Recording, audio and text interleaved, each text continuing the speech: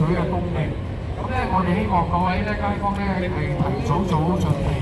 咁今次嘅維修咧就冇牽涉公路嘅，咁所以咧起碼交通不受影響。咁亦都咧確保咧而家喺商場嘅今晚11點鐘就會暫停食水供應，大家可以提早做好準備。咁我哋都同咗水務署嗰方面咧溝通，我哋都係希望佢哋咧係喺翌日清晨之前咧。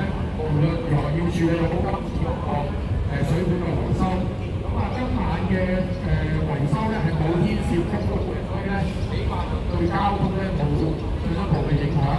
不過咧，我都希望大家咧及早知悉11點鐘咧3、4村就要止潑水供應喺呢一度咧，係先同大家咧去做好呢個預報，希望大家仲係翻嘅屋企嘅朋友，或者已經喺屋企朋友咧及早做好準備。11點鐘、11點鐘。就會係暫停3、4村嘅食水供應，各位街坊、各位居民請你哋注意啦，及早做好準備。咁而家喺酒樓食緊飯嘅朋友都唔使擔心，因為咧我哋都同水務署溝通咧，係確保食水供應到夜晚11點，即係話咧啲食肆、商鋪海鮮檔佢哋嘅食水供應咧都係繼續維持，直至到今晚11點。咁所以希望大家咧可以做好適切嘅準備。今日嘅呢個水管維修咧係冇牽涉公路嘅安排，所以咧冇阻礙到大家交通，咁呢個請大家放心。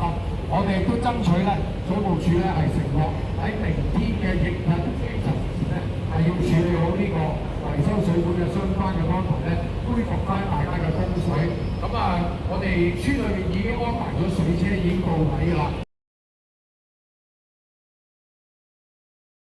如果稍後11點之後咧，大家居民係有需要嘅，亦都可以咧係臨時落到嚟上車，喺我哋商場對出嘅位置。而咧，如果有進一步需要行動不便嘅街坊嘅居民，係儘管咧可以同我本人啦，或者同我哋嘅區議員李超雄區議員啦，仲有關愛隊嘅成員咧可以聯繫。咁我哋咧係會適時提供適切嘅支援。如果行動不便嘅朋友咧，可以係同我哋李超雄區議員啦。